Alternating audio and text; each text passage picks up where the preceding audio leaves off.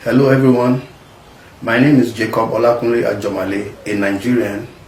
I'm making this video because of a microchip that was forcefully implanted in me by 8 white US Immigration and Custom Enforcement, ICE. Let me start by saying that I admit the fact that I overstayed in America. I traveled in April 1997 and became a permanent resident in 2008, though I went in with a visiting visa, but I got my green card in 2008 February. In between, I used a friend's passport to travel to Nigeria in 2001 because my parents were critically ill, which I know that was wrong.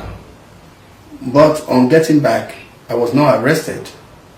In 2009 February, I traveled to Nigeria, and on getting back at the BWI, I was arrested by Officer Derek Dawood, and he questioned me about a passport that belongs to Emmanuel Adegoke.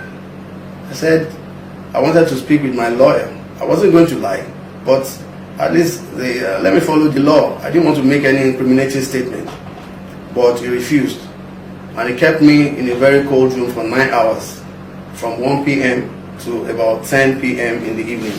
As soon as I made the statement at about 10 p.m., he took me straight to DC jail.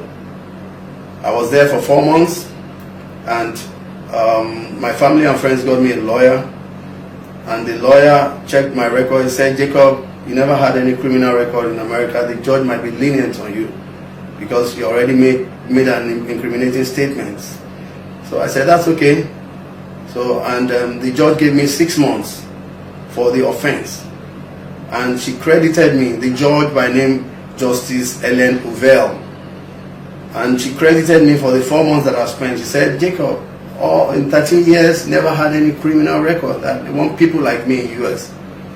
Anyway, instead of releasing me on August 5th, 2009, ICE released me on August 11th, 5 days after, which is against the law.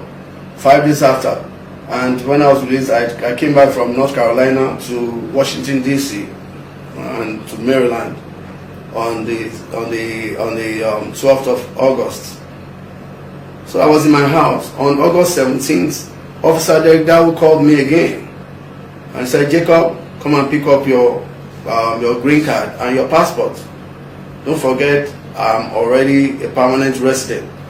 So I got there on August the 19th, as scheduled. Though my lawyer was supposed to meet me at the same time, they gave us 1 o'clock appointment. But I got there before him, and he said I should enter. As soon as I entered, I was arrested and handcuffed. I was like, "This is Jacob." He said, "Yeah, you're under arrest." I said, "What have I done?" He said, "I have to see the judge." I said, "Again? I've already served my term." So then they took me to the back of their counter, and about a few minutes after I saw my lawyer coming, I said, Mr. Johnson, come on." I was beckoning on him to come and bail me out. And he said he will see me in detention. And so he left, white to white. And I was worried.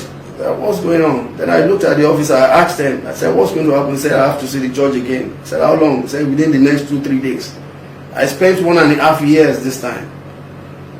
And the 4th month that I was there, one officer by name William T. Malone came and he said, "Jacob, you can be released." I said, "Officer, what am I doing here?" He said, "No, it was a mistake. They made a mistake to have released me earlier, but he can release me, but it's going to cost me money." I said, "Okay." Meanwhile, I already got another lawyer. They got me another lawyer from whom, this time a Nigerian, a Yoruba lady by name Nife Akimbade.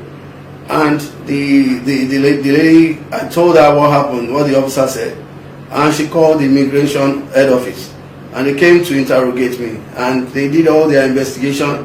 So the officer was fired. As soon as the officer was fired, that was the beginning of my torture in America. So they started moving me from one detention to the other, and then on December 3rd, 2010, at Frederick Detention Center, I went for a Bible study. On coming back, I just felt something strange in my umbilical cord. And the 2 other inmates that were with me, I showed them. They said, "Oh, Jacob, this is strange." let's go and see the officers on duty. We got there, and the officers told them to step back. As soon as we were at the corridor, they just crushed me to the floor. So 2 officers I saw 6 other officers join them, and they pulled out my pants and they inserted something in my anus. I started shouting, but no one could help. Then they moved me to the suicide watch. They lied that I wanted to kill myself. And then from there to one doctor, Andrew, and then he was asking me why 2 + 2. I answered him. From there, I was moved to California. They told me, "Oh, Jacob, pack your stuff. You are going." I thought I was going back. I was coming back to Nigeria. They moved me from Maryland to San Diego in California. I was wondering what's going on.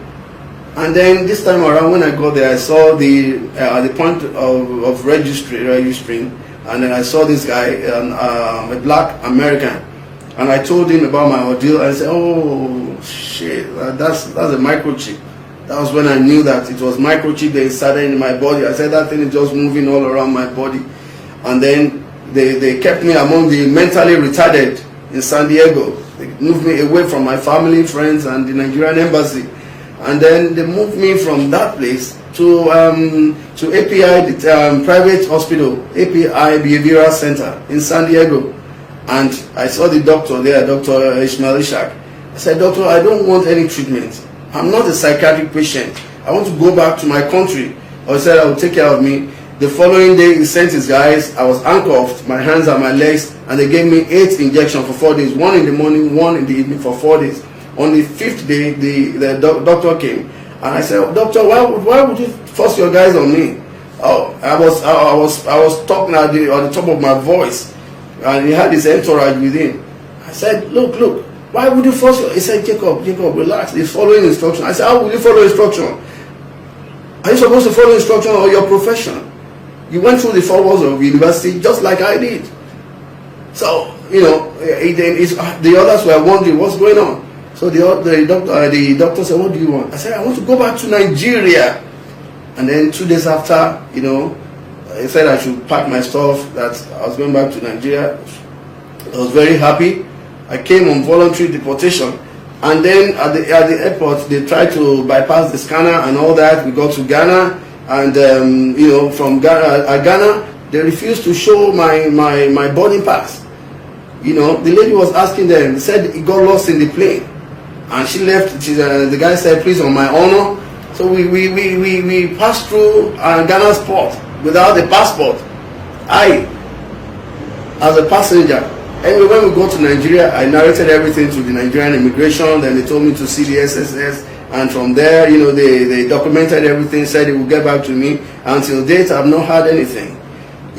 So as soon as I got back to Nigeria, we started my family. We started moving from one diagnosis center to the other. But we couldn't detect this thing because it's hidden from from Africans, even from Black Americans, So there was a time that some Indians came to Nigeria, and they were able to detect where it is in my body, and that thing is still there till date. And I want this microchip removed from my body. I'm calling on everyone that can be of assistance.